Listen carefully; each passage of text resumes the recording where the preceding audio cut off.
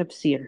The tafsir one, yeah. There's, subhanAllah, it's my favorite. And to tell you the truth, every single day I myself am learning something new because it's it's it's taking me into another ayah after another ayah, and the questions that are posed as you go along within the ayat, I can't leave those answers, and I would have to really get into a number of different tafsir until I'm really convinced that this tafsir really gave me an answer and an answer to a lot of the questions. So I will not um, just skim over it and skim through it and just say, okay, well, here's a tafsir and that's it. No, I feel that it's important for us to really go in the details. So here we go. Bismillah Yeah, ar-Rahman mashallah. ar-Rahim, everybody.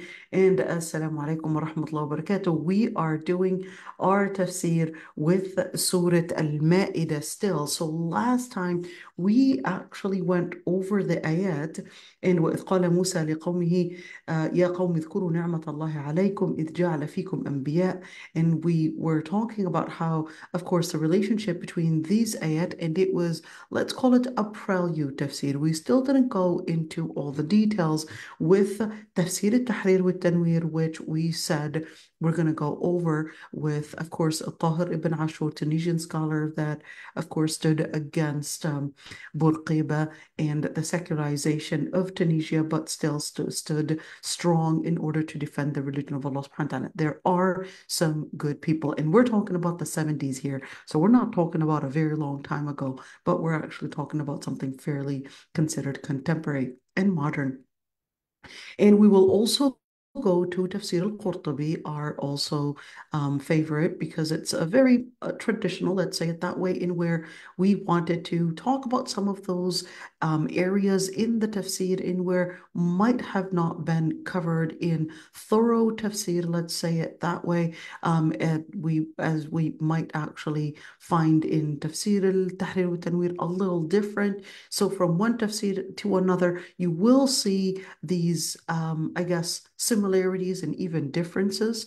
But it's important to get to a number of different tafsirs. So this one was right there more in the 70s, but one of the best scholars, like I said, al-Qurtubi, we're looking at within the fifth century, and definitely a completely different world in al-Andalus. But at the same time, of course, al-Qurtubi, of course, with his 21 volumes right there, he was going in a thorough tafsir, and not only that, but he was actually collecting. So you can consider that mufassirin, and this is important to mention, that mufassirin and the scholars of tafsir do benefit a lot from one another. Well, I don't want to only say benefit a lot from one another, but I would say a lot of times they can actually take the exact same words that other scholars have said, and then they'll just say, well, this scholar said that, and then that scholar that said that, and then they'll basically start, I guess, building on one another.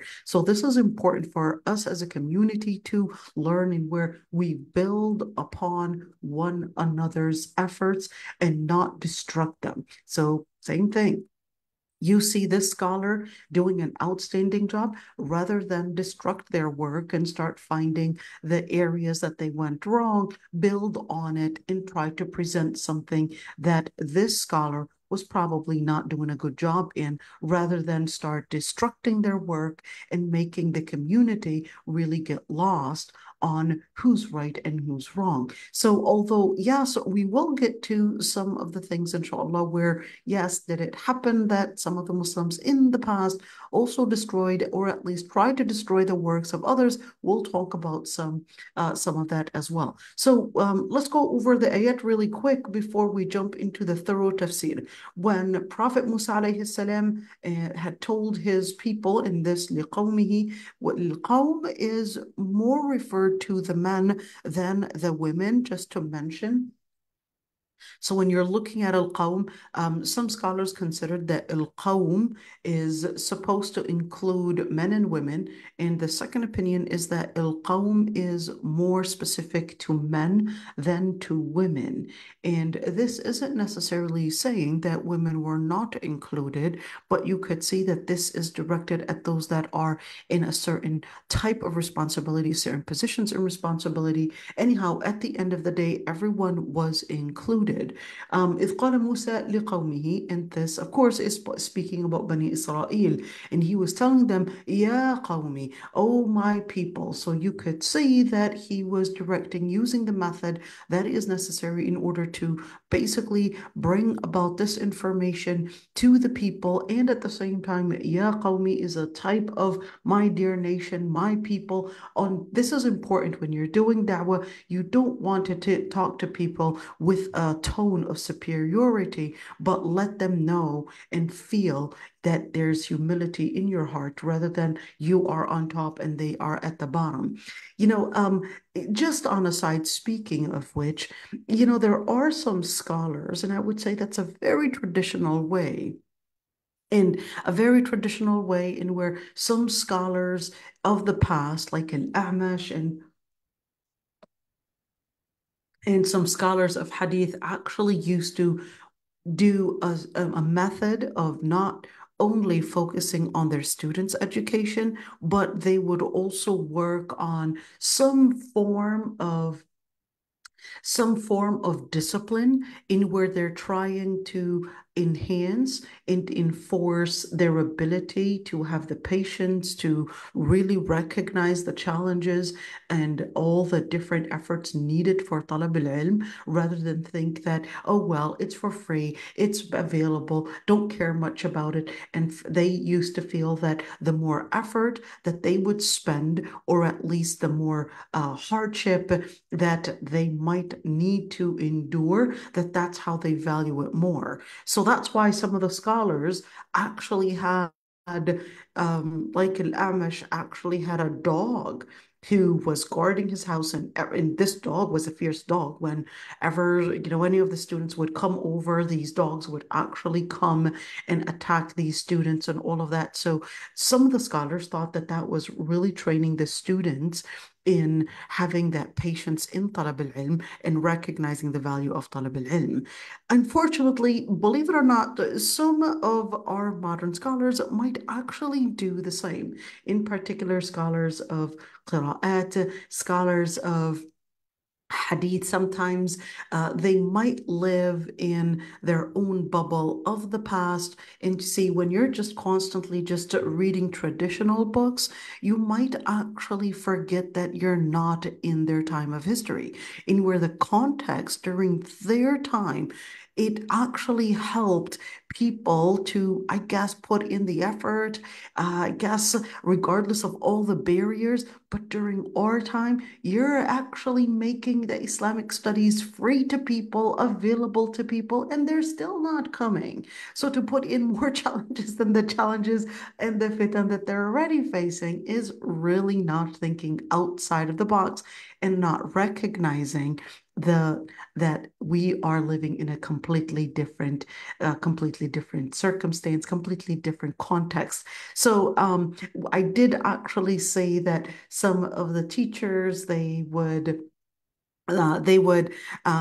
say you would book an appointment with them, and they might actually say, sorry, don't have time, after probably you driving or probably traveling, etc. Sorry, don't have time. And what they wanted to teach you was really patience and recognizing that there has to be some form of stamina, perseverance that you really want to do talab al-ilm. It may deter many people, so I'm not actually pro that method, but just to let you know, in where when you're looking at this word, ya qawmi, it contradicts, I guess, the method that was used by a lot of the scholars. Of course, they're not infallible, but you could see that Prophet Musa alayhi salam, well, he's infallible.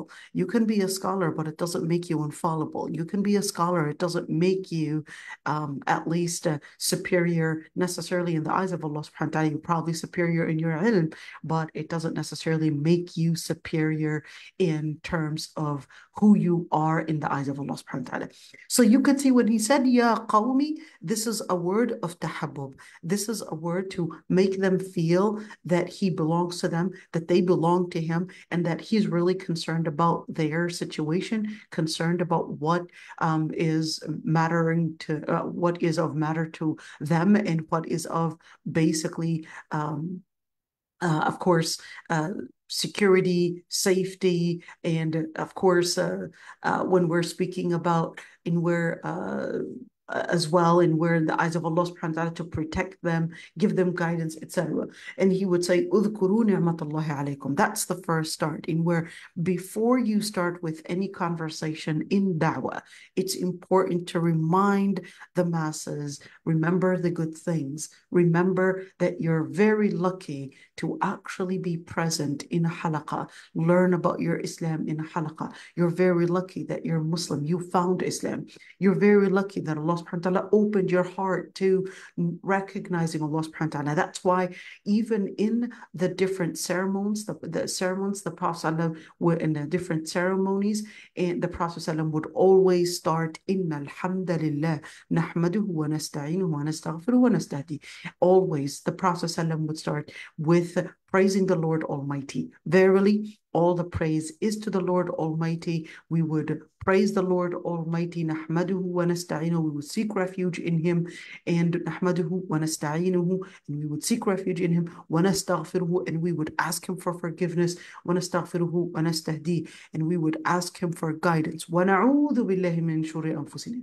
And we would seek refuge in Allah subhanahu wa ta'ala from the evils of our behaviors, or the evils that are within ourselves. So you could see right there in where, in order to redirect them in what is really the ni'mah, he was letting it be something that they can contemplate on, which is إِذْ جَعَلَ فِيكُمْ أَنْبِيَاءَ, when your Lord Almighty had actually sent you a number of different prophets, and within, of course, your tribes, in where they were there to bring you guidance. In other words, carry on the mission, carry on the legacy, and recognize what they had been doing and what they were really aiming at throughout their efforts, throughout their times. And وَجَعَلَكُمْ مُلُوكًا, and then took something that they were recognizing, they lived through it, and reminded them. And this is really important. Sometimes when you want to do that therapy, even to yourself,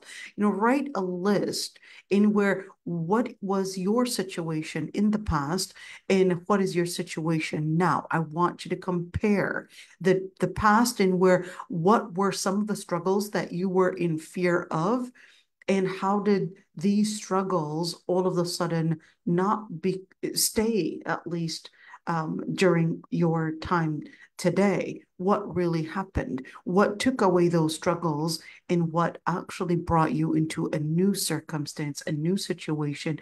How did your fears all of the sudden, or at least throughout these years, all of a sudden become history? Who made them become history? And they'll say that it's not necessarily some smart plan that they had invested into something, but it was really something that Allah subhanahu wa ta'ala had basically guided them to. Whether it's losing a job to probably applying to a new job, or perhaps wanting to get married and then not knowing how you're going to find the right husband, etc. And then finally, Allah subhanahu wa ta'ala bringing you where you would least expect that husband to come from, and Allah subhanahu wa ta'ala bring him over to you, or even children, or even school, or even degree, when you never thought you were going to get that far. So all of these things are extremely important, because that's the same thing. Even Musa, Prophet Musa alayhi salam, ja'alakum muluka, wanted to remind them, remember, you were slaves at once. Right now, you're actually right there, having your independence. You're like kings. You're living like kings in where you have your own independence. You've got your ability to do basically what a king would want to do. We're going to go in details in that. وَآتَاكُم مَا لَمْ يُؤْتِ أَحَدًا مِنَ الْعَالَمِينَ, and had given you what Allah subhanahu wa ta'ala had not given any other nation. And scholars actually had differences of opinions on what really is that was given to them. Was it the scripture? Was it the miracles, or were they the miracles, to be better English, all right? Or were they basically the different let's say the different I guess guidance from Allah subhanahu wa ta'ala, in where saved them from one situation to another, and was really there at close relations to help them from one dilemma to another. Ya qawmi dukhulu. Now here's this word again. Ya qawmi, feeling that closeness, letting them feel that he basically belongs to them. Udkhulu al-ard al-muqaddasa. But here's one thing. You're on a mission. We're here just reviewing what we did last time.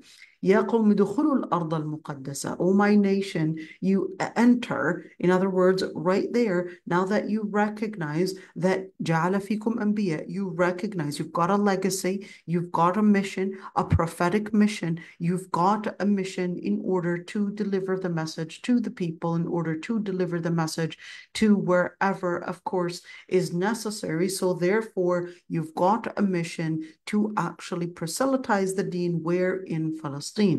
الأرض المقدسة is in Palestine, is بلاد الشام, is of course الأرض المقدسة within that surrounding area that Allah subhanahu wa ta'ala had basically decreed that you would be in it. Now this is not talking about Israel during our times. It's really important to understand that Allah subhanahu wa ta'ala was telling us right there that it was a prophetic mission, that it wasn't necessarily God's chosen people. It was supposed to be that Allah subhanahu wa ta'ala was ordering Prophet Musa, and as Muslims, we're here carrying on again the legacy of the prophets. So this isn't some form of, yeah, well, here it is. The Quran is saying that the Israelis are supposed to be basically going to Palestine. This is a complete confusion in the whole idea,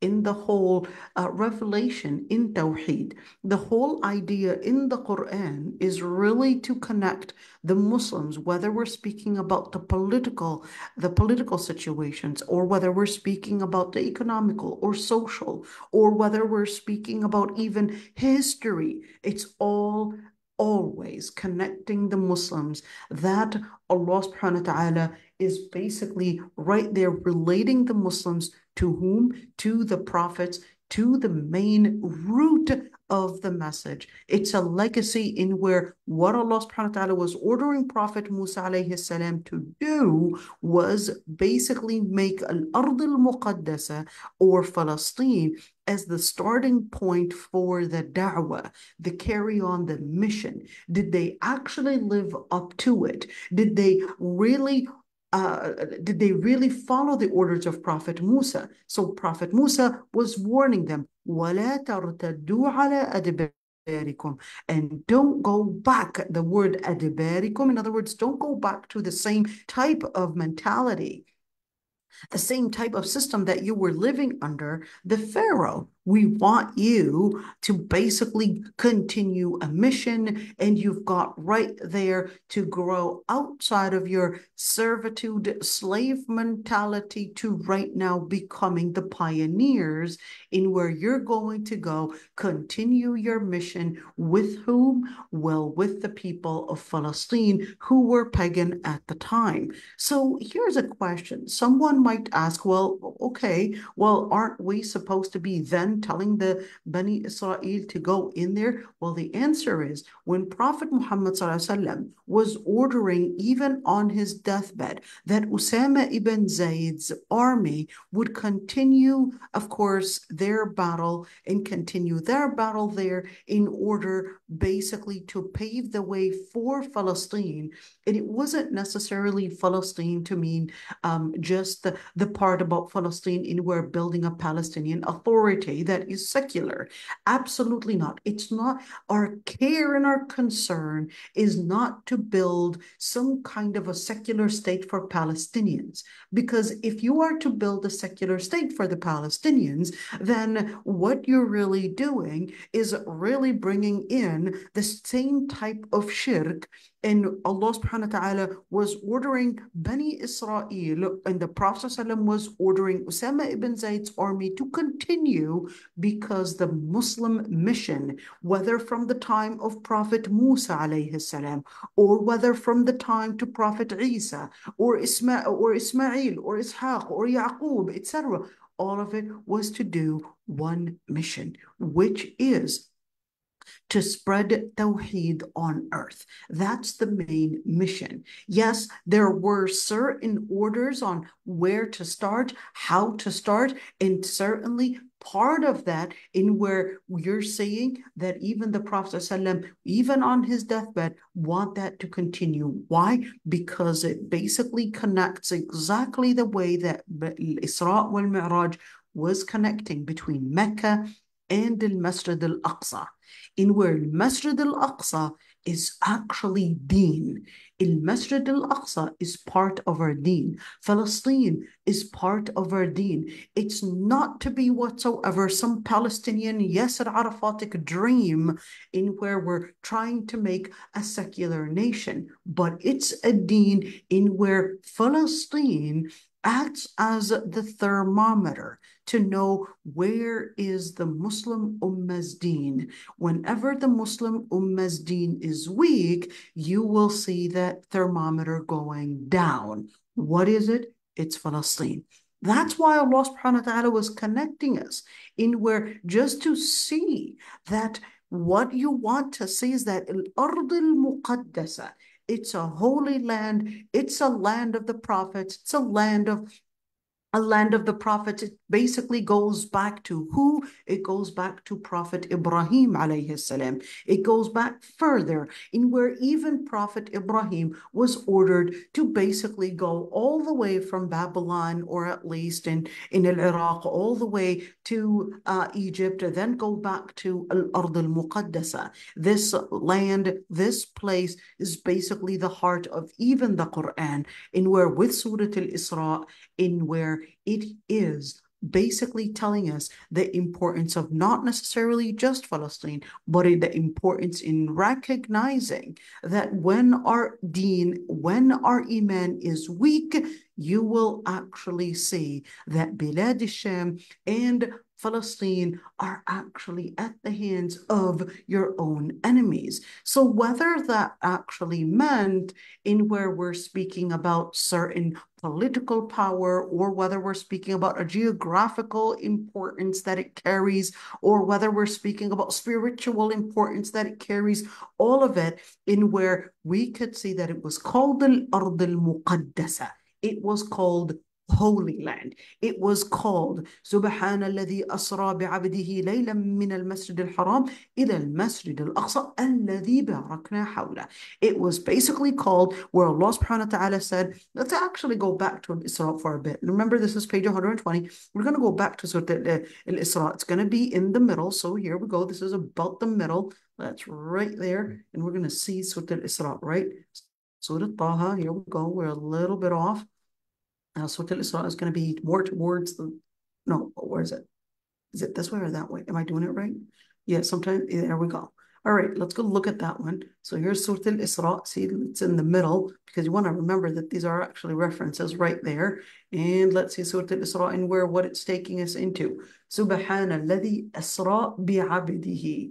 And glory be unto the Lord that had taken and ascended his own servant during the night from the masjid, from the masjid that is al-Haram, that is Mecca, to al-Masjid al-Aqsa, the farthest masjid. The word al-Masjid al-Aqsa means the farthest masjid. الذي باركنا حوله, the one that we had blessed all its surroundings. In other words, the barakah starts from there. لنريه من آياتنا, in order for us to show him the different signs, the different miracles. إنه هو السميع البصير. He is the one that is all hearing and all seeing. وآتينا موسى الكتاب. Now it's connecting with the same thing, and we're taking us to Prophet Musa عليه السلام. Why? Because there's a certain story about al-Masjid al-Aqsa in where Allah subhanahu wa ta'ala is telling us, listen the story of Prophet Musa alayhi salam. He was given the book and he was basically brought in, coming in to bring about the guidance to Bani Israel, that they would only worship the Lord Almighty and not associate any partners. It's basically they're basically like another nation, the one that basically was carried along with Prophet Nuh in his ark, etc. But then it was something that Allah subhanahu wa ta'ala had decreed for Bani Israel, that you will actually bring about destruction on that earth. And here, fil ard is basically talking about which earth? Is it the whole earth that they will bring about destruction? That is something that we already say right now. لَتُفْسِدُنَّ فِي الْأَرْضِ. Whether we're speaking about, of course, Bani Israel being, of course, the masters in money or the masters in politics or in media. That's actually valid even during our times. Or لَتُفْسِدُنَّ فِي الْأَرْضِ, that they will cause a massive destruction. If it's al-ard to actually mean al-Masjid al-Aqsa, that is also valid. And how many times? Well, 2 times. The first time, the past, we'll talk about that later. And of course, here Allah subhanahu wa ta'ala, what is فَإِذَا جَاءَ وَعْدُ أُولَاهُمَا بَعَثْنَا عَلَيْكُمْ عِبَادًا لَنَا. And when the time comes, Allah subhanahu wa ta'ala will send very mighty servants of ours, and they are very strong. And when they would basically, Bani Israel would cause all the destruction in where the Lord Almighty, there's no change in where Allah subhanahu wa ta'ala is taking us. The whole idea is to connect the Muslims with the legacy of the prophets, even when the children of Israel or the Jews might have wanted to claim that they're the ones that are the descendants of the prophets. The descendants of the prophets is not an issue of blood. All right, it's not an issue of blood here, but it's actually an issue of carrying on the legacy of Tawheed. That's the whole idea. So if we're making a nation or we're making a country for the Palestinians that is secular, that's not at all the intention of what, of course, is intended from the whole thing about Palestine. In other words, to somehow think that Palestine, it's just an issue of, yes, let's actually, free Palestine, in where we're basically, hey, letting people know that the hummus and falafel are Palestinian made and not Israeli made, and that, of course, the debka is the most beautiful traditional dance and whatever. All of that is not necessarily leading us to reviving this case about Palestine. What actually takes us to reviving the case about Palestine and is really recognizing that whenever our iman is weak, Palestine becomes this area that it is for you to know that it is your place of the vital signs. Think of it as the vital signs. The vital signs you would see in the Ummah, in where the Prophet ﷺ talked about some of the vital signs, in where for us to know, have we really weakened, in where whether it's death or killing, or whether it's the loss of hijab, or whether it's Palestine being under enemy power, or whether, and the list goes on and on. all right, in where the Prophet ﷺ told us some vital signs for us to see, in where what we need to really do is CPR to bring about. What is our CPR? Is really to bring about Tawheed within the hearts, within the lungs, within our mind. That's how we're going to revive our life, because our deen is our life. Without your deen, you're dead. Without your deen, you're dead. So what do you need? You need this CPR to bring about your life back. So here Allah subhanahu wa ta'ala was telling us right there, وَلَا تَرْتَدُّوا عَلَىٰ أَدْبَارِكُمْ فَتَنْقَلِبُوا خَاسِرِينَ. Don't go back to the same system, to the same mentality, to the same lifestyle that you were going back to, and where you lived, and where you were just used to living under servitude, and certain lifestyles probably still within you. So Allah subhanahu wa ta'ala is telling them, don't go back to that lifestyle, to that mentality. And because what that will lead you is to nothing but complete loss. قالوا يا Musa. They objected. Some people, they just don't want to live Allahu Akbar. They want to put in all these different reasons to basically run away from really embracing freedom. And that's why Allah subhanahu wa ta'ala was making the motto that you would constantly sing, that you would constantly embrace, is Allahu Akbar. Why? Because for a Muslim, the second that you would recognize that Allahu Akbar, that's when you would recognize that nothing goes beyond Allah, and therefore you would only submit to Allah, not to submit to any political power, not submit to anyone else, or even the different challenges that you might face, but you would actually submit only to the Lord Almighty Himself.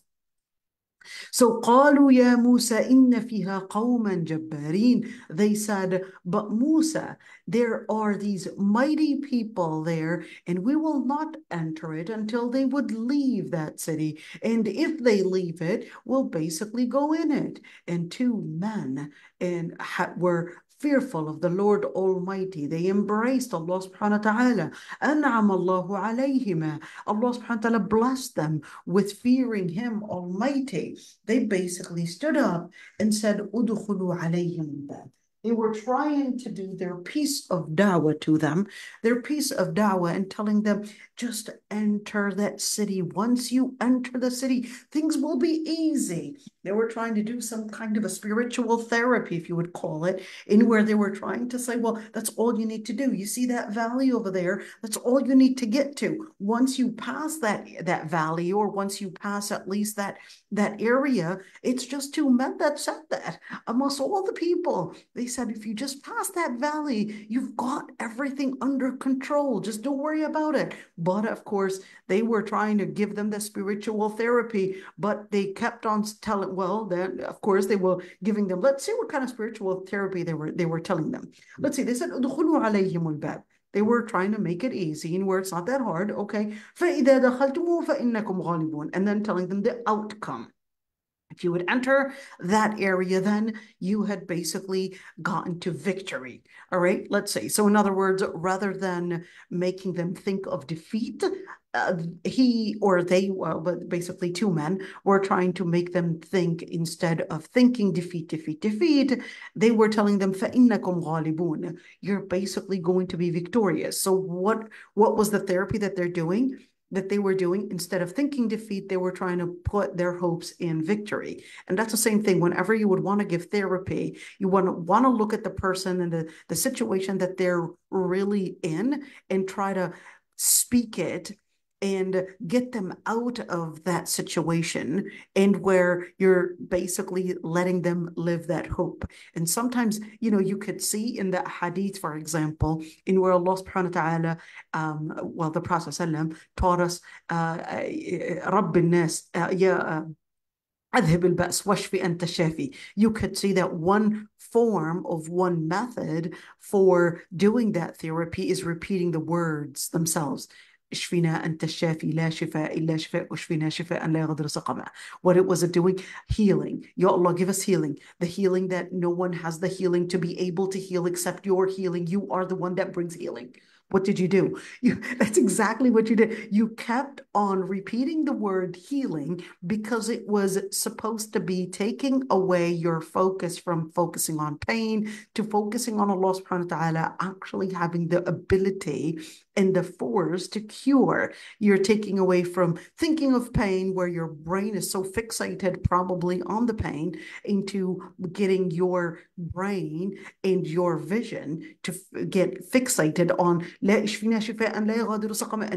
fixated on healing. And that's the same thing in where what they tried to do in where instead of being fixated on defeat, they were like, فَإِنَّكُمْ غَالِبُونَ. You're going to be the victorious ones. Don't worry, you'll be strong. They were trying to bring about the spiritual therapy. And this is the most that they could do. And even though when they were still not, I guess, not getting this spiritual therapy wasn't really ringing a bell in their ears, or at least not even enlightening their hearts, they kept on saying, وَعَلَى اللَّهِ فَتَوَكَّلُوا إِن كُنتُم مُؤْمِنِينَ. Just depend on Allah subhanahu wa ta'ala. What were they doing? So look at this one. فَإِنَّكُمْ غَالِبُونَ, shifting their vision, and then عَلَى اللَّهِ فَتَوَكَّلُوا, realizing that the true power and that energy and the forces are really in the hands of Allah subhanahu wa ta'ala, not their forces. Because certainly when you look at the word al-qawm al-jabbarin, it really says a lot. Al-qawm al-jabbarin, certainly we would know in other surahs in when of course Samiri comes in carrying some Yosemite comes in carrying some honey and yogurt and milk and all of that, and carrying, well, of course, in the Torah it was saying that he was carrying huge big bundles of grapevines and grapes that were just, for them, they're not used to seeing the abundance of water, I guess, because Egypt was definitely, let's say, more dehydrated compared to at least Palestine. You're getting more water there, and certainly you've got a number of different areas that were bringing in more water. The climate is certainly better, so of course the people at least there were definitely more hydrated as well. So were the crops, and therefore it wasn't something that they as slaves in Egypt were used to seeing. Of course, in Egypt were malnutrition, so definitely smaller in body because they were going through malnutrition. So that's why they were facing I guess the fear of, well, they're bigger in body, they're going to be mighty, etc. They've got the economical, I guess, superiority and advantages that we don't have. So that's why they actually feared that. But Allah subhanahu wa ta'ala, of course, was here praising these two men, that despite, of course, they did recognize that in terms of body, they were definitely mightier. Now, here's one thing. They were even called al-Amaliqa. That's kind of strange because the Amalekites and the word al-Amaliqa actually means giants. But I know that if you were to look at the Palestinians, at least ancestry, of course, the Palestinians today are not all considered the Palestinians of the past, just to note that. So I don't want you looking at Palestinians and thinking, well, yeah, those are basically, considered the Amaliqa or al-Qawm al-Jabbarin.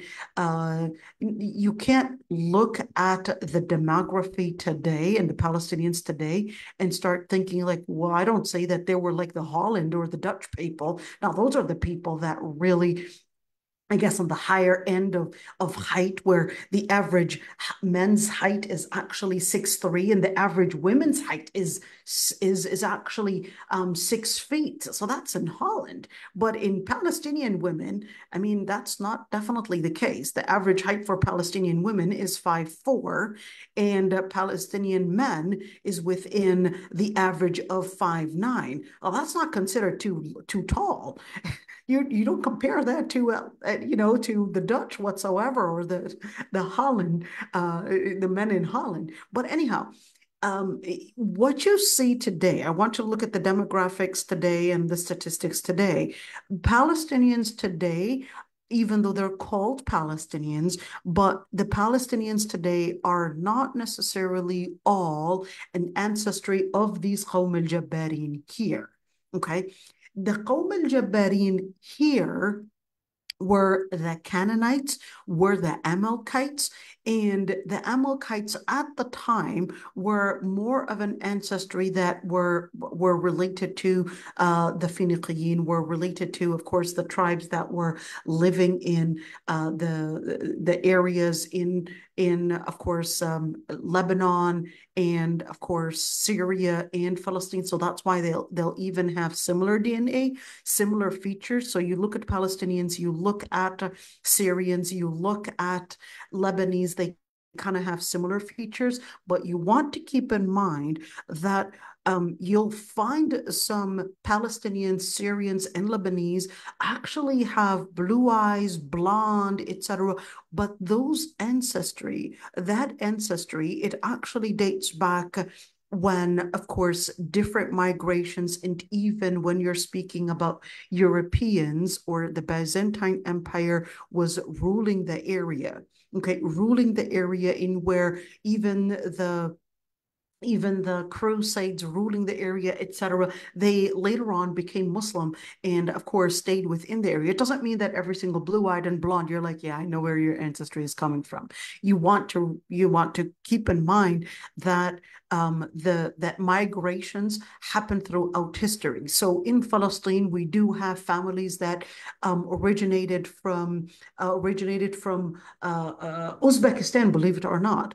We have families that are called Mamluk, in where they actually originated from Kazakhstan. We have families that are African from Mali, Chad. We have families that are originally from Syria, families that are originally from Saudi Arabia, families that are from Yemen, families that are from Kashmir. We have a family actually called Kashmiri, family called Hindi, because from India, families that are called Afghani, families that are called Arnaut, which actually they come from Albania.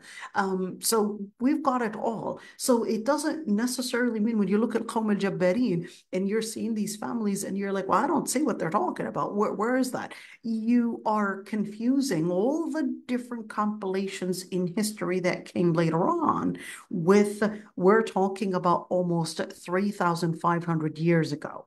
Okay, so don't confuse these two things. All right, let's continue. قالوا يا موسى إنا لن ندخلها أبدا ما داموا فيها. And they said, "O Musa, we will not enter that city ever, or that place, of course, ever, as long as they're in it. So you and your Lord go fight them, because we're staying here and we're going to sit here. We're not moving, not an inch, basically, in today's language. قال ربي إني لا أملك إلا نفسي وأخي." He said, "Lord, I only have the power over myself and my brother. So make there a distinction, separate between us, and make a distinction between us and our people, or at least al-fasiqin." He didn't even say our people. He said al-qawm al-fasiqin, the people that are fasiqin, the people that are separated and far away from the practices of the Lord Almighty. So the response, فَإِنَّهَا مُحَرَّمَةٌ عَلَيْهِمْ.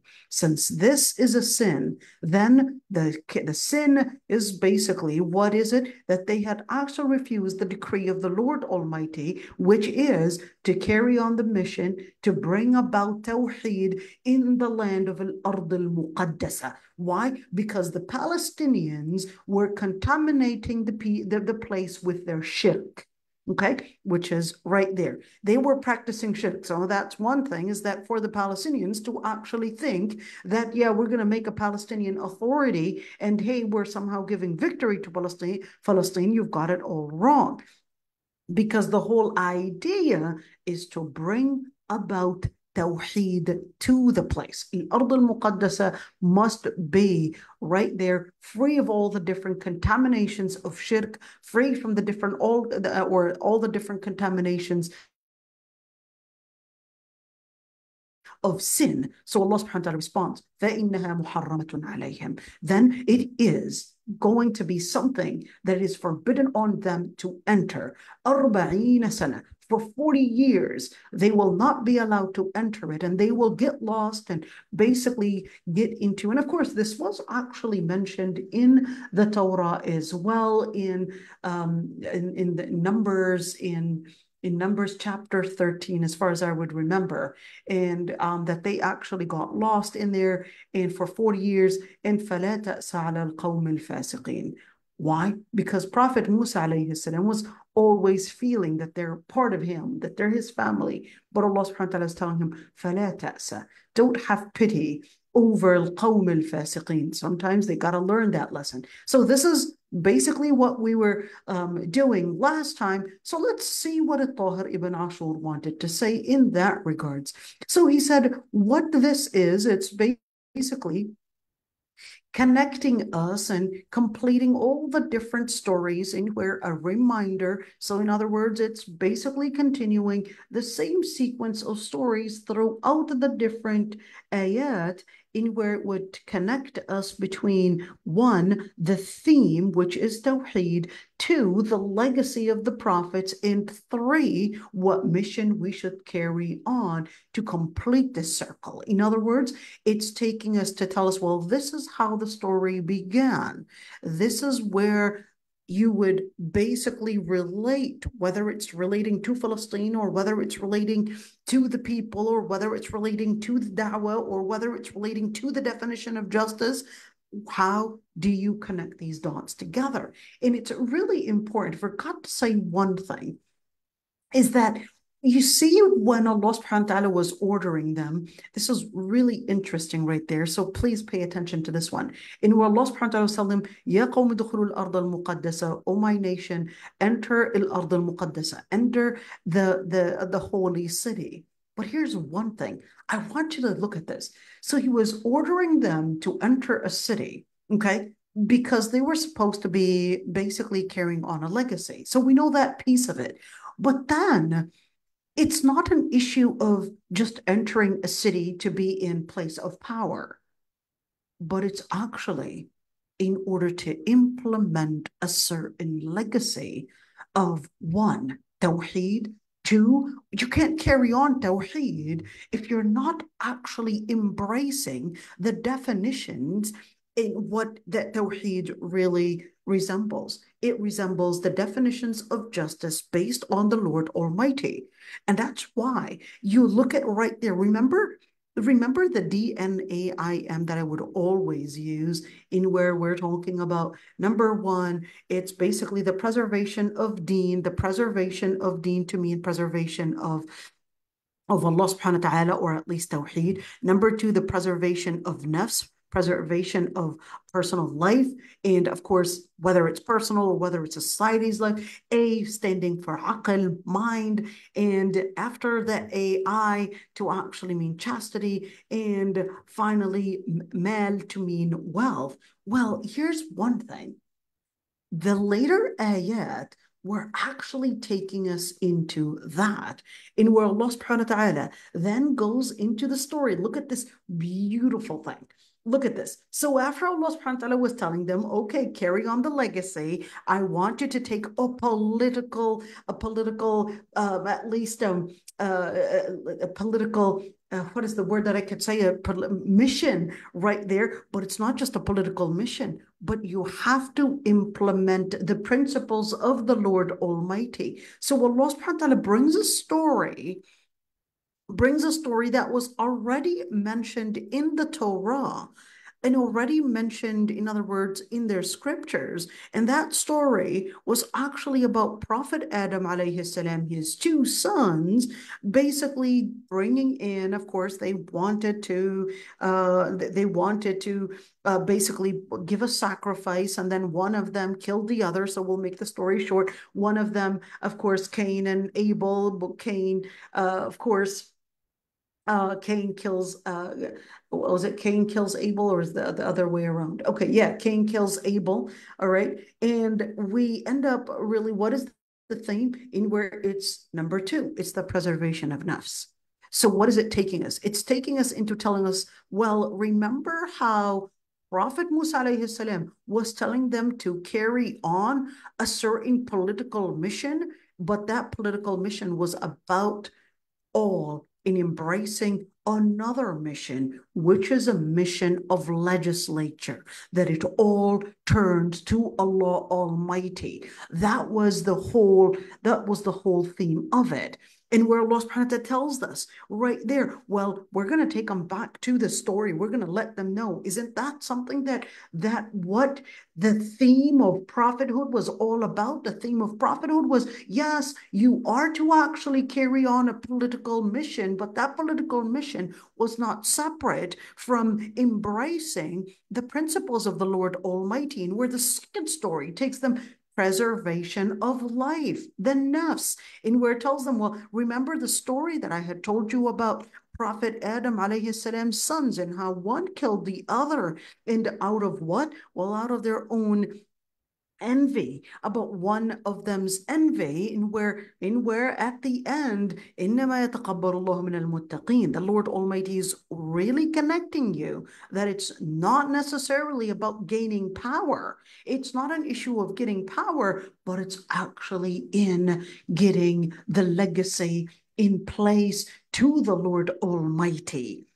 There we go. That was it. In what is the legacy? It's in the implementation of the principle of the Lord Almighty, whether that was in preserving the nafs, whether it's the individual or the society. You don't cause bloodshed. Or, of course, then it goes and continues right there in where, well, what is? And he said, كَتَبْنَا عَلَى بَنِي إِسْرَائِيل. We're going to go really quick just so that I would give you this map, in where Allah subhanahu wa ta'ala said, well, this is why we had decreed upon the Bani Israel, upon the children of Israel, that whoever kills any soul or even cause the destruction on earth, as if they had killed all humanity, and that whoever brings life to it, as if they had brought life to all humanity. And then Allah subhanahu wa ta'ala to preserve the nafs, whether we're speaking about an individual nafs or whether we're speaking about the society itself, and where Allah subhanahu wa ta'ala says, well, I'm not just talking about the individual nafs being sacred, but we're also talking about the society's life being sacred, in where he takes us into, all right, even for those that would bring about terror on earth, this is what they're going to be facing in terms of the punishment, because what we're supposed to be doing is implementing the principle of Allah subhanahu wa ta'ala, bringing injustice to the tawheed, in where that's the center. Because if you don't know tawheed, then you're going to be lost in what definitions to carry out and what principles to implement on life, in life and on earth. So Allah subhanahu wa ta'ala then takes us to the preservation of nafs, and then takes us, we're going to get into more details inshallah, and then Allah subhanahu wa ta'ala then takes us after each and every single time, in where Allah subhanahu wa ta'ala tells us any type of nafs, aql, ird, mal, any type of, let's call it a place of sanctity, then Allah subhanahu wa ta'ala will remind us again, well, this is what it means. If you don't actually hold your place of sanctity and where people's lives, then this is what the punishment is going to be. This is what the reward is going to be if you are to actually implement it. Then it takes us into, well, what usually causes people to be, and then of course, when we're speaking about right there, let me just, I guess, go with that aql part, in where Allah subhanahu wa ta'ala, in where it takes us into, yes, I wanted to recognize that when you would implement the word of Allah subhanahu wa ta'ala, what you're bringing in is basically good mental health.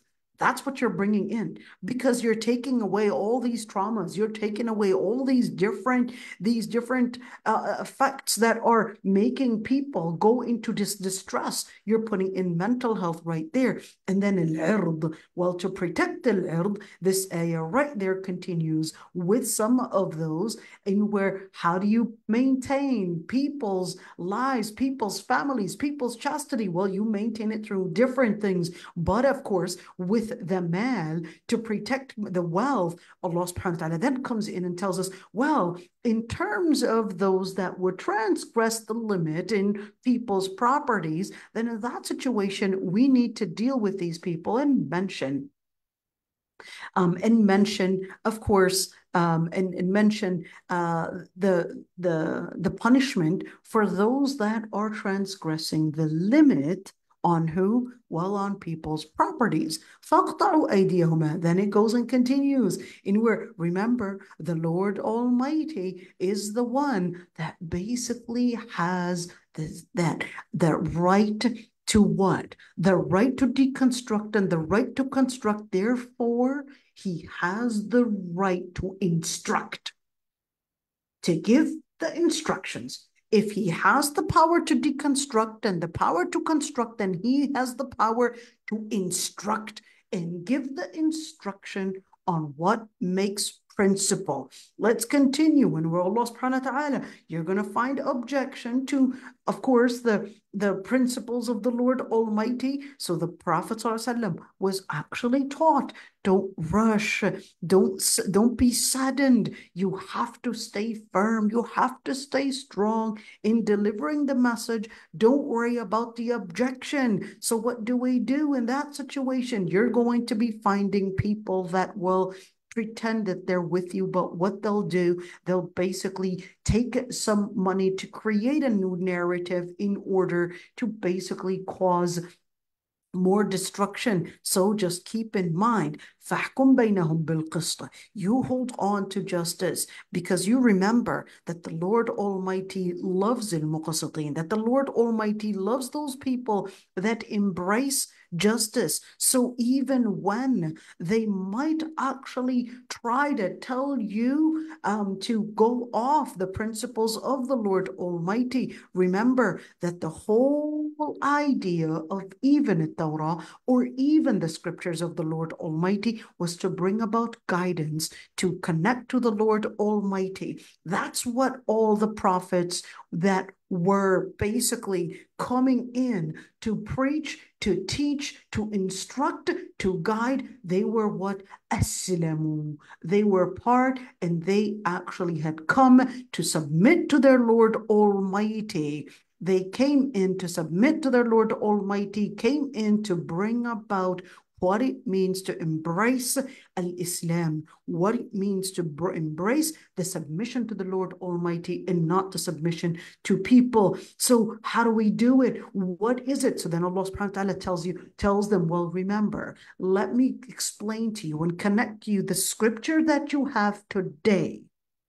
The Quran and the scripture in the past was all coming in with the same message of Huda and Nur, but they had distorted the image. And what you would find in that message, what you would find in that revelation is that you should not give up on the words of Allah subhanahu wa ta'ala in order to gain some form of power, some form of wealth, some form of interest, and some form of trying to gain some form of dunya interest, but instead connect the legacy, connect the instructions, connect the message, and you will see that even in the Torah, the story was the same.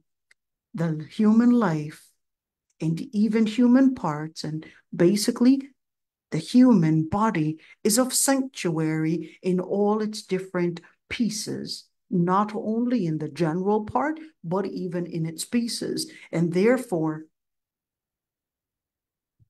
قَفَّيْنَا عَلَى آثَارِهِمْ بِعِيسَى ابْنِ مَرْيَمَ.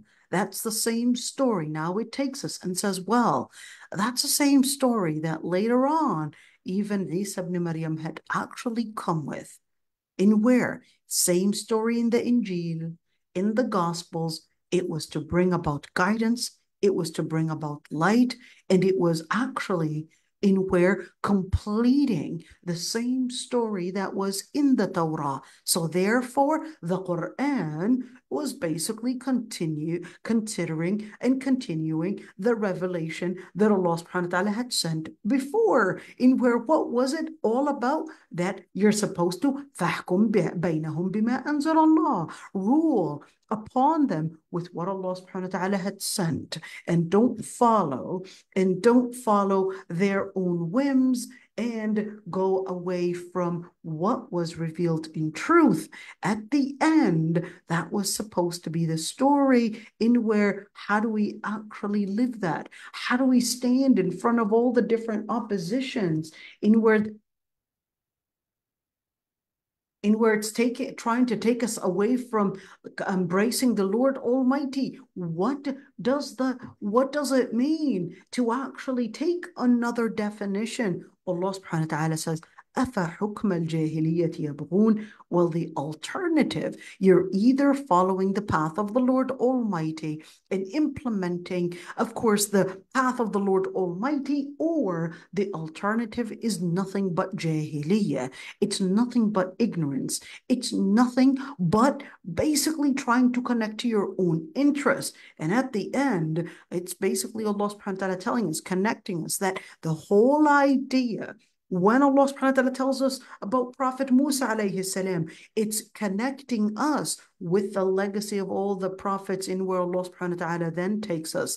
I want you to, Ya ayyuhalladhina amanu, la tattakhidun yahuda wan nasara awliya. Oh, you believers, telling the believers, don't take the Christians and the Jews as your area of superiority, as your area of authority, as your area of decision makers, as your area of power, because what they actually do, they support one another, and therefore you recognize that the Lord Almighty would not give guidance for those that let go away from the path of the Lord Almighty. And you will see anywhere, whether it's a Muslim, somebody that is named Muslim, Jew, Christian, whatever their name, at the end, what they would basically implement, if they were to implement the words of the Lord Almighty, then they would be salihin. If they are not to implement the words of the Lord Almighty, then what they will really end up embracing is nothing but they're going to be in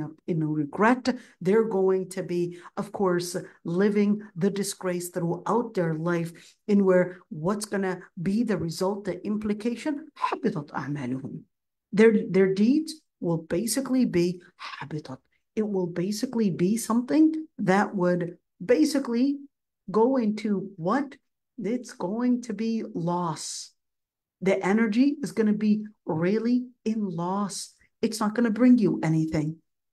And of course, it continues right there in telling us the implications of how those that turned away from Allah subhanahu wa ta'ala, what actually happened to them. And the list goes on. Now, I want you to relate this, all right? I want you to relate this in where why Allah subhanahu wa ta'ala was telling us all these stories. And of course, it's really to live with this one. So this is just one piece of it. This is just one piece of it. So then let's go for it. Tahrir wa tanweer. So right there, Tahir ibn Ashur was telling us right there in where what he wanted to say was, it's actually part of those stories. It's a sequence for those stories. In where when we look at Palestine, it's not an issue of Palestine and a social justice issue, but it's actually an issue of Tawheed. Tawheed, it doesn't mean just saying La ilaha illallah alone, but it actually means that you would consider that legislature goes back to Allah subhanahu wa ta'ala. So therefore, when we're talking about Palestine, we're not just talking about social justice alone, we're actually talking about bringing al-ard al-muqaddasa, bringing to the ard al-muqaddasa, to the Holy Land, La ilaha illallah. That's the whole idea.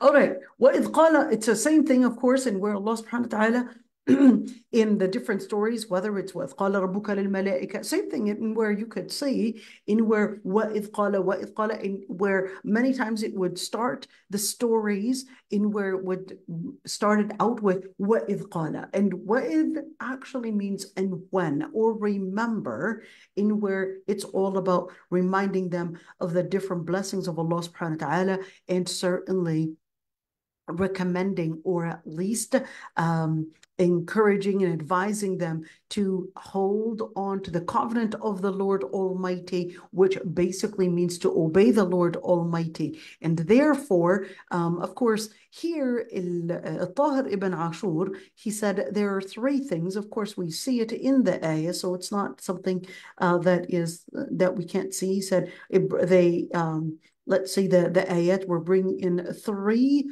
major blessings. Number one is that they had prophets amongst them, and that is in order not to say, hey, this is something to boast of, but this is actually to tell them that you need to also be at their footsteps. This is to tell them to be at their footsteps, in where reminding them, let's see here, موقع النعمة في إقامة الأنبياء بينهم أن في ذلك ضمان الهدي لهم, and where Allah subhanahu wa ta'ala had sent, of course, the prophets within them in order to, what the main reason was, in order to, of course, ensure that they would have guidance within them, not to, of course, somehow just give them some form of superiority compared to other nations. The whole object was to let them recognize that Allah subhanahu wa ta'ala had sent the prophets and the messengers in order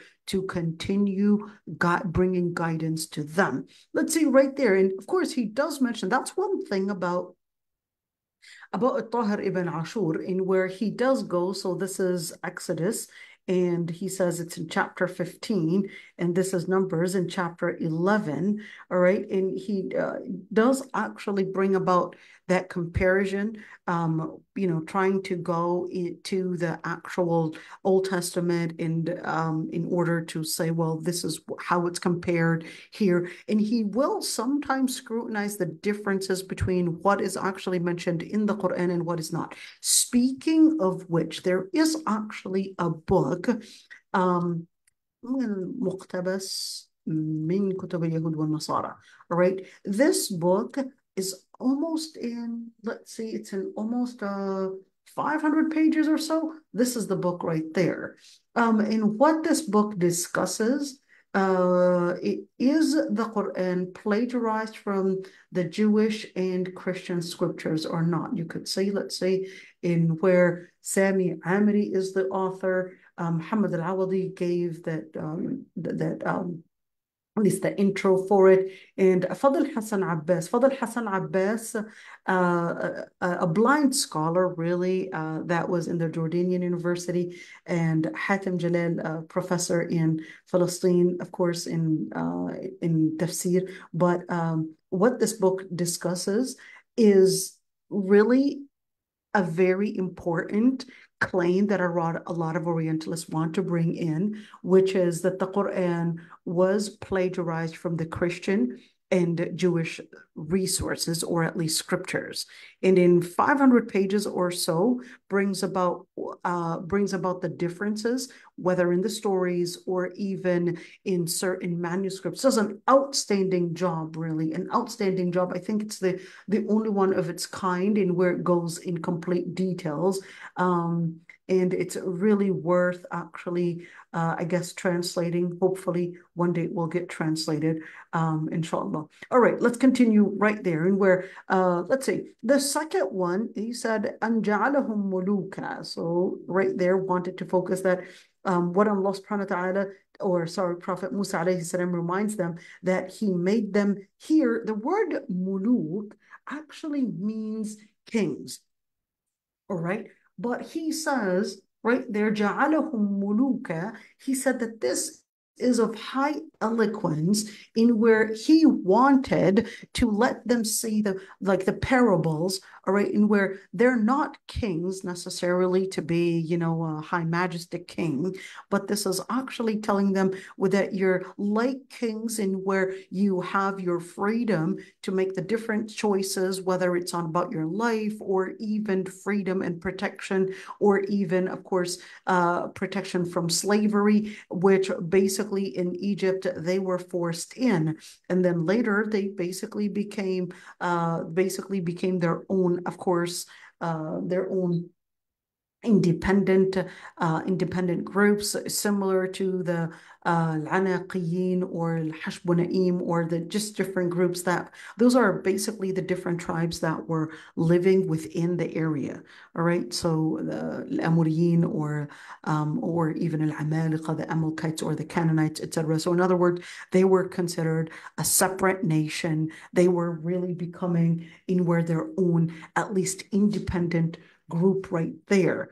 All right. So that's basically what it means to be muluk. So Allah subhanahu wa ta'ala told them, well, you're right there, kings. You'll see in Tafsir al-Qurtubi, there was something really rather interesting. We're going to go over Tafsir al-Qurtubi later on, because in Tafsir al-Qurtubi, he actually did something else. Let's see. In where Tafsir al-Qurtubi, he said what Allah subhanahu wa ta'ala wanted to say is that you basically have power over yourself, so you're not here, of course, subjugated by the Pharaoh. He saved you from saved you from al-Gharaq, saved you from, of course, when the Red Sea had collapsed, or at least it was basically when the Pharaoh himself drowned. So he protected you from drowning, in where you're actually like kings right there. And, there's something really interesting in where this one's quite, listen to this one.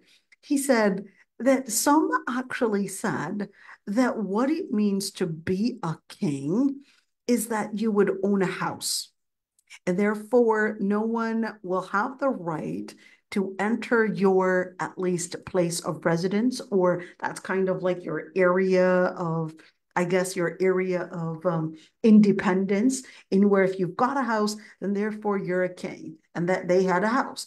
Let's say Ibn Abbas, he said the same thing, in where, well, what that means, in where if you've got your home, and no one has the right to enter your home but you, then you're really a king right there. Let's look at this one, Zayd ibn Aslam. Zayd ibn Aslam was actually one of the seven major scholars of fiqh. He said, whoever has a house, a wife, and a maid, basically, is considered a king. Let's say Abdullah ibn Amr, as in Sahih Muslim, and he narrated, he said, I heard Amr ibn al-As, a man asking him, aren't we the poor ones from the immigrants that migrated to Medina?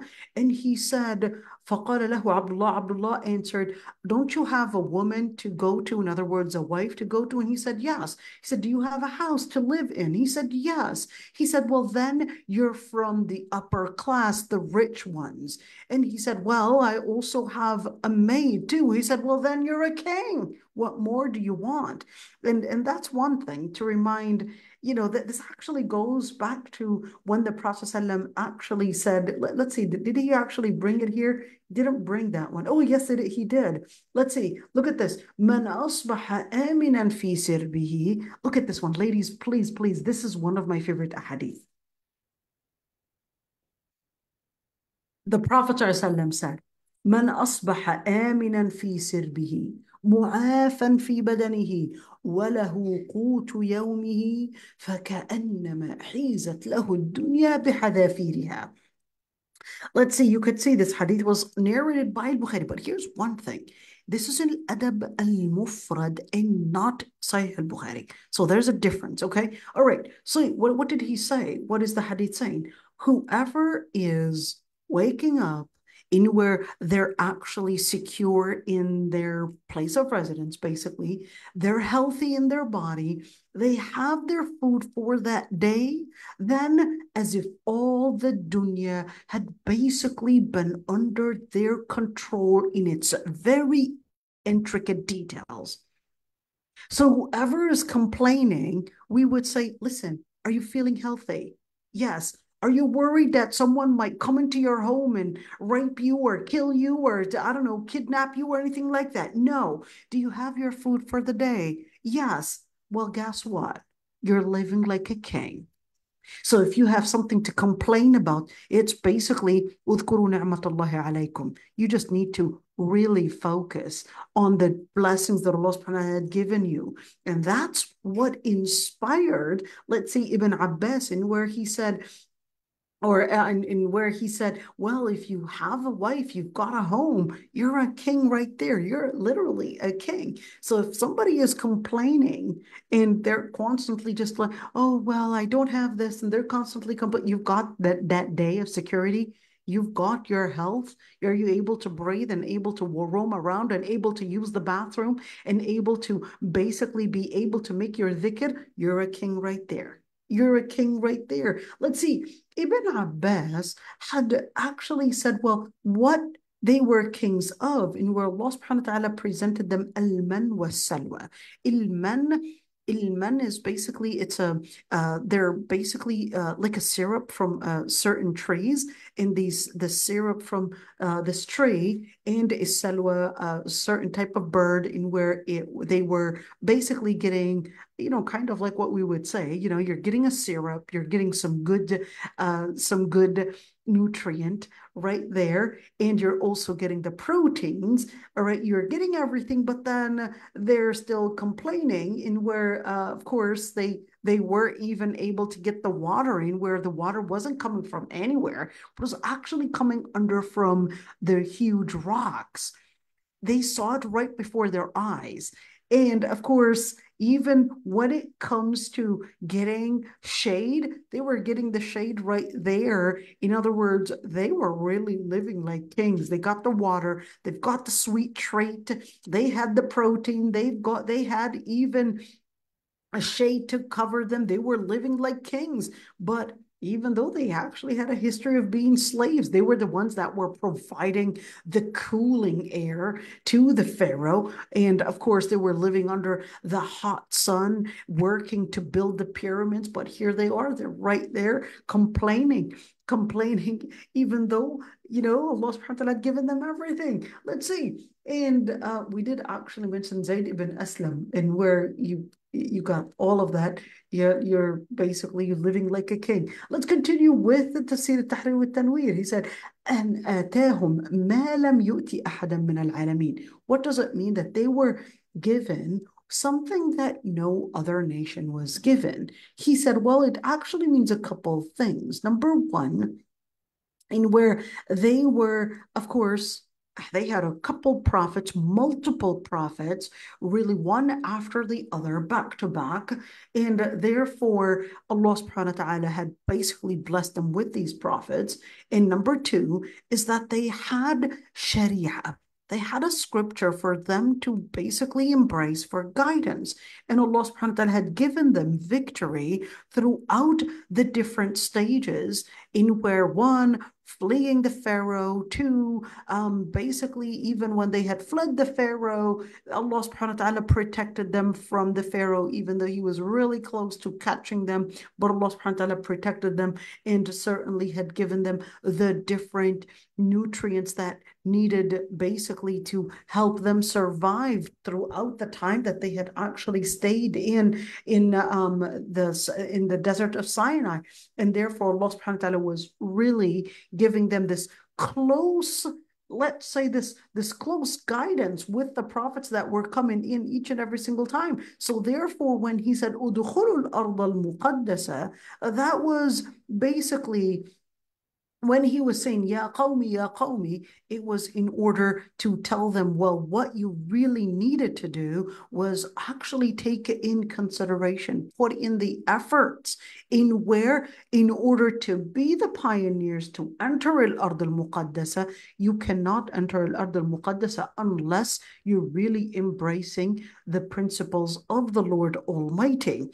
And that's why he called it al-Muqaddasa, in order to be in a holy place, you got to act holy. Simple as that. If you're not, then what you're really doing is contaminating the place. Because the reason why it's holy is because Prophet Ibrahim alayhi salam was buried there. And of course, he said that he was buried in Hebron. Hebron is basically the city of Al-Khalil, which is where I come from, originally at least. All right.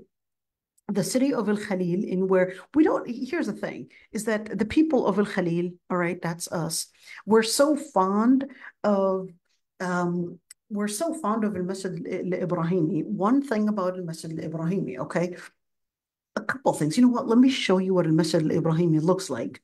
Al-Masjid, okay, al-Ibrahimi. I want you to look at it, all right, and here we go. Let's see it. So this is al-Masjid al-Ibrahimi, and it's right near the actual, let's call it, city that I originated from, which is Harat Abu Snina, really close to it. And right now, of course, it's closed down. All right. So this is just an area in where this is the actual, at least al-Masjid al-Ibrahimi, there is a book. Let me show you that book. It's basically Mujid al-Din al-Hanbali, all right? And what he wrote, I want to look at this one, in where his book, here we go, Al-Uns al-Jalil bi-Tarikh al-Quds wal-Khalil. This is the book. But you want to keep in mind in where he was actually, let's see, right there. So is this the book? No, it's not. Hold on. Let's actually look at that one just so that you would be able to see it. All right, so you could see that he actually died. What date was that? See, that's 860 to 927 Hijriya. So he died in the 10th century. Now, here's one thing. This author, certainly he wrote this book in where it's to bring about the inspiration about the history of Al-Quds and Al-Khalil. But one thing is that just because something is mentioned in a book, it doesn't necessarily prove that that's where Prophet Ibrahim was buried in. All right, you see this right there, hold on, you see it. I'm trying to put the cursor on it, but then I want you to see it. You see this green thing? Okay, here we go. If I were to put my cursor on it, it would actually move about. All right. The author, which is Mujid al-Din al-Hanbali, of course, had claimed, and it wasn't just him, but the people of Al-Khalil all live, that this is where Prophet Ibrahim is buried, this is where Sarah is buried, this is where Hajar is buried, this is where Prophet Ismail is buried, and so forth. And they had really embraced this idea throughout history, I guess. But of course, such piece of information, in order for us to call it authentic, we would really need some authentic resource coming from al-Wahy itself. But they had embraced this thought for many, many, many years. And of course, al-Masjid al-Ibrahimi was actually built during the time of al-Mamalik, and of course, under the whole idea that it basically contains the grave of Prophet Ibrahim, Prophet Yusuf, Prophet Ismail, not Ismail, because Prophet Ismail was buried in Mecca, but Prophet Ishaq and so forth, and where this is basically to resemble that. Well, not only, of course, you could see right there that this is supposed to be a window, and I looked through the window. There's a grave there, but that grave doesn't, or at least, I mean, I don't know if it's a grave, but it's basically, you know, some monument. And that's exactly what it looks like. Well, that's going outside, but this is the actual thing. And right in the middle, they'll basically have these areas where we're told that this is embracing and basically holding. Here we go. You would look inside, they'll tell you that this is where Prophet Ibrahim is buried. Okay. So we don't actually have evidence in that regards. It doesn't make it justifiable to, you know, accept, you know, the Zionist control over a masjid. All right. The masjid is a masjid. And therefore, not only the masjid, but even the city, etc., that we're supposed to be as Muslims protecting all the sites that are sanctuary. And even the whole Palestine, okay? There's no doubt about that. But here I'm debating whether Prophet Ibrahim alayhi salam, there's evidence that he's buried in this site or not. That's what I'm talking about. Is he buried in this site? There's really no authentic hadith to say that he was buried in this site, and that this basically holds the bodies of Prophet Ibrahim, Prophet Ishaq, Sarah, and even Yusuf alayhi salam. But if, let's say that this was proven, let's just say somehow we did some DNA testing, who knows what, okay, let's just assume, all right? And we managed to see that it is true that Prophet Ibrahim is actually buried there, okay? And therefore, we know that this place contains the body. Then in that situation, we cannot pray to the body, of course. The Qibla, I don't know what it's facing really, but at the end, we don't face the body itself. We don't face from what I remember, the Qibla was a little bit going the other direction. From what I remember, you know, don't take my word for it, but at the end, in where if we're speaking about making the places, if it's a shrine for, even if it's a prophet, just like when we're looking at Medina, yes, we know where the Prophet ﷺ is buried. This is a Rawda. We know Abu Bakr Siddiq, Umar ibn Khattab, they're buried there, but we don't face that way and start praying to it. All right. So because this is the Tawheed issue. Another thing to mention about this place, which basically is the main city that Prophet Ibrahim was in, okay? So Prophet Ibrahim was in the city of Al-Khalil, right there in where, or what you would basically call Habrun. It's really strange how Tahir ibn Ashur called it Habrun, but didn't call it Al-Khalil. All right, I guess he wanted to use... So what you're saying is if you're gonna pray in a masjid that has a grave and it's like facing the Qibla, you can't pray there? So don't face the grave because that's shirk in your salah. Yeah. Can you visit the grave? You can visit the grave. Okay. Okay. I just wondered because in Masjid al-Amawi they have I think there's graves in there and people are Right. So the graves in there are graves for different salihin. And one thing is that during different times, Sufism was pretty much, let's say, the area that was really controlling the Muslim mindset, in where you saw the graves really becoming people's places of destination. The graves were becoming really people's places of temples, exactly like you would have in other religions. So that was something that whether in Syria, whether in Palestine, hey, even in Saudi Arabia. So these graves were becoming shrines where people would actually worship and find and even bury within the masjid. So that's actually a problem. That's a problem. One thing I must actually mention is that on it was Ramadan, the 25th of Ramadan. All right, and let me look at and bring it up right there in where in where Majzarat al-Haram al-Ibrahimi, and I remember that very well, in where my mom was even in the hospital at the time, all right, getting my let me see, seventh or eighth brother. So what happened is that someone well, Baruch Goldstein is his name, an Israeli an Israeli Orthodox Jew, comes in during Salat al-Fajr on, of course, on the 25th of Ramadan, and basically comes in and starts shooting left and right, killing the people that were coming to Fajr for prayer. All right, and that's when, of course, you had all these people that were killed there. It was a really sad day. It was really it was something that I would never forget.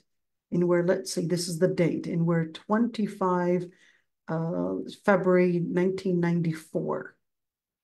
The 25th of February 1994. And right there, with just different bodies were actually, let's see, no, that one's Yahya Ayesh. Right there, this is just the aftermath of that majzara, right there, of that massacre, right there, that happened in al-Haram al-Ibrahimi.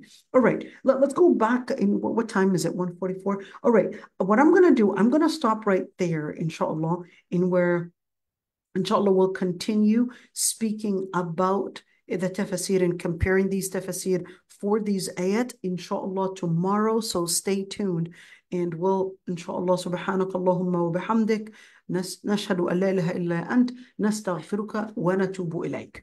So, inshallah, one thing, all right, to say about al-Khalil, all right, since we're speaking about al-Khalil just a little bit.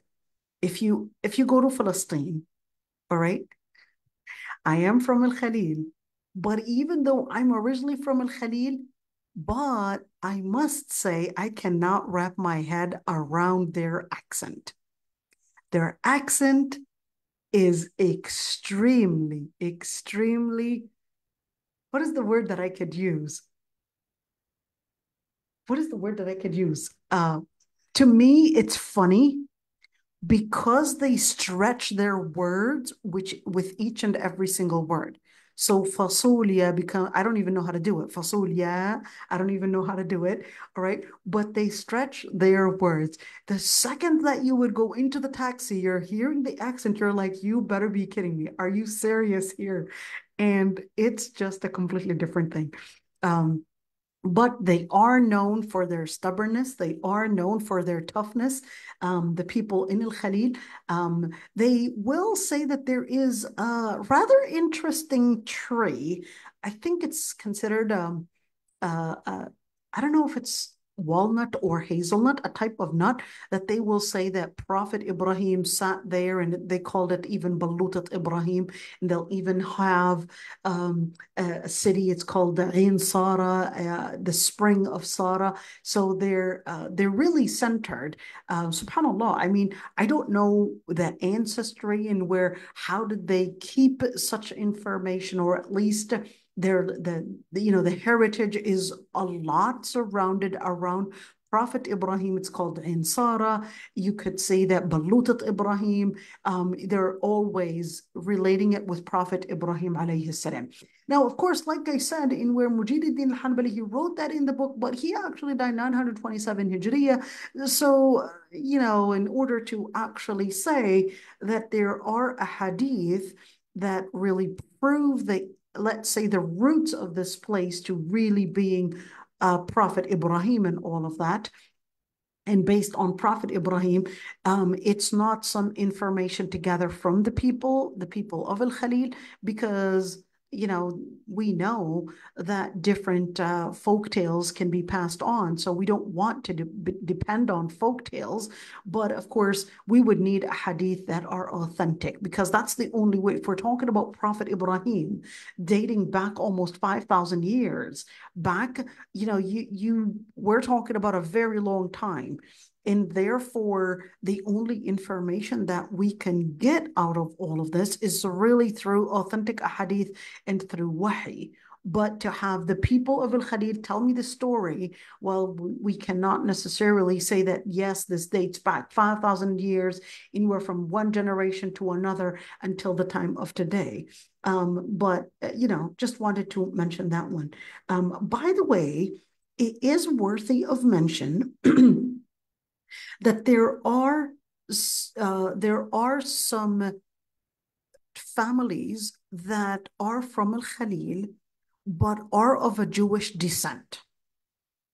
They became Muslim, they converted to Islam in the 7th century, Hijrah, in where like the family of al-Ja'bari, the family of al-Muhtasib, and another family, I forgot which one, what is it? I forgot which other family it was, but some families are actually of a Jewish descent and they became Muslim. So right now, just to mention that side, in where there were Jews that lived in Al-Khalil, there were Jews that lived in Palestine, and but later, of course, they converted to Islam. We're talking about, and some of them actually, especially the Ja'bari family. It's worthy of note that the Ja'bari family, there were a number of different scholars. I guess, being a Jewish ancestry, there were a number of different scholars that carried on the legacy and later became the main scholars in Quran, the main scholars in Hadith, or the main scholars in fiqh as well. So I think it's a note of that. What am I? I'm not Ja'bari. And I'm actually from the, at least, Harit Abu Snine. So basically, I guess somewhere close within that masjid over there. So that was my ancestry. And yes, inshallah, we'll stop right there speaking about Al-Khalil. Yes, we're very fond of Al-Khalil. And we love our maqluba. And we even love our, what is that other, idri, okay? So this is it. Subhanakallahumma wa bihamdik. You wanted to, I guess, not end it with something that is dramatic. So I'll basically end it with something that you can relate to, inshallah, in terms of, stay tuned for more, inshallah, tomorrow in speaking about not necessarily Khalil, but the story of our tafsir. Any questions before we, inshallah, bring an end to the session? So I have a question. So is it permissible, like if I'm just like visiting like these historic sites, not most of like shrines the way like Sufis do it, to like go there, make dua, more so like, like for historical purposes, like to just land, like, is that okay? So if you're going there, to think of that grave, that it somehow has some, let's say, power in where your dua will be answered there, there's really no evidence to prove that. Does that make it a bid'ah in where I'm standing next to the grave, Ya Allah, get me 5 more children or whatever it is, all right, that you're making dua for? This would actually be within the perimeter of bid'ah, really, because the grave and whoever is in the grave, even if we were to say it was proven to be Prophet Ibrahim, somehow we managed to prove that, all right? Your dua, Allah subhanahu wa ta'ala actually says, وَمَا أَنْتَ بِمُسْمِعٍ مَّن فِي الْقُبُورِ. Allah subhanahu wa ta'ala says, and the people that are in the graves can't even hear you. In other words, your dua, you would direct it to Allah subhanahu wa ta'ala. He's the one that answers the dua. A dead person doesn't have the ability not to hear your words and not to even have any force or capability to help your words get implemented in life. They don't even have energy to bring back their own life, let alone bring life to you. So to actually make the dua for them to give you any power is definitely a shirk on the spot. But if you wanted to, make the dua, perhaps the dua of entering al-qubur in where السلام عليكم دار قوم مؤمنين أنتم السابقون ونحن إن شاء الله بكم لاحقون اللهم اغفر لنا ولهم وارحمنا وارحمهم واغفر لنا واغفر لهم, etc. Then you're making the dua in where just like when you enter al-qubur. Or you would اللهم صل على محمد وعلى آل محمد كما صليت على إبراهيم وعلى آل إبراهيم. To make that's permissible, all right? But if you're asking them to answer your dua, well, they're going into the areas of shirk.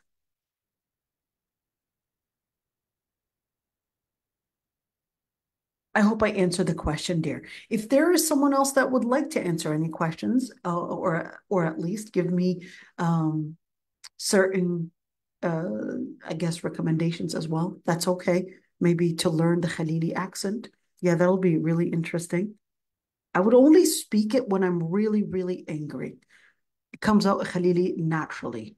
You know, your ancestors are calling you through your genes and it comes right there.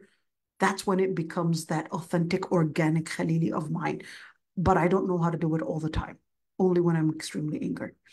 All right, Assalamu alaikum, everybody. Just wanted to do some sense of humor. Sister Umayya, go ahead, my dear. Assalamu alaikum wa rahmatullahi wa barakatuh. I tried to Google this book, الأنس الجليل الأنس الجليل. Salil, yeah, but it gives me many volume. It's very big, but no, it's not big. It's not big. It's actually like in almost 400 pages, so it's not very big. and yeah, and I tried to download it. It they didn't give me a chance, but I tried to read it. This option is open for me. What am I wrong? Hold on. Let me see. Let me see. It says here Mujallad al-Awwal, so they probably have certain prints for it.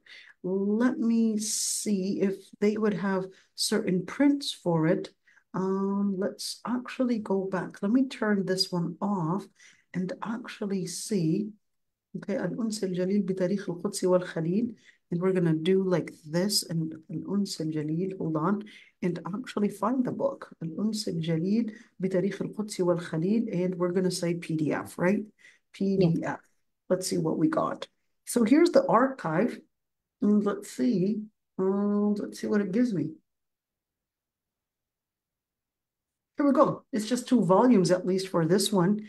2 volumes. Some of them we would actually have in 1 volume. So this is it. Here we go. See? Ghazwat Hawazin. He kind of went in more details. But yeah. Yeah, let me give you the link.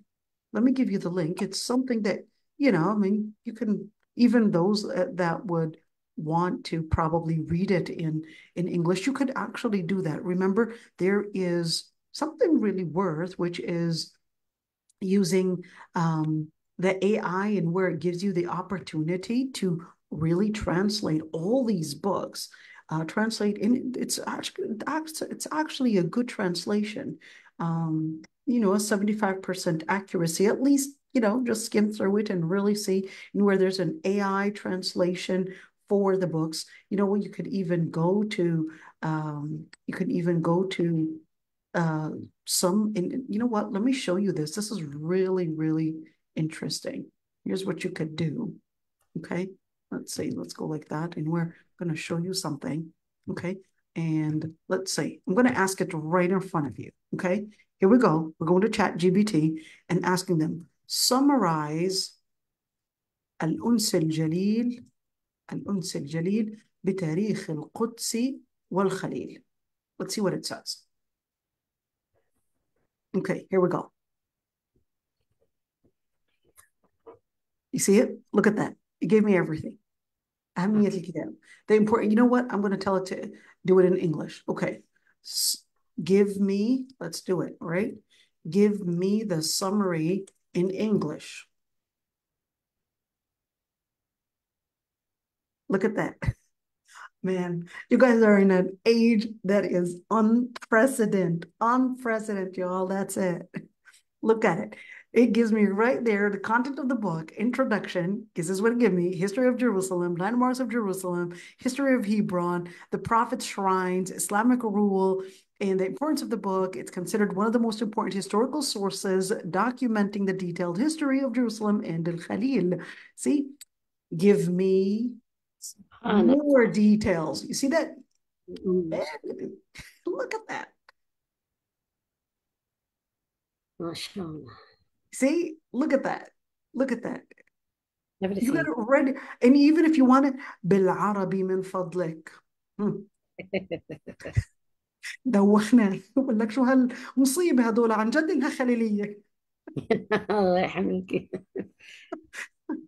Here we go. Look at that. It's like, I knew she was coming from al-Khalil. Right there. She's just insisting on getting me tired. See, look at that, everybody. Look at that. This is faster than what I could type, man. Okay. شفتي محلاه؟ شفتي.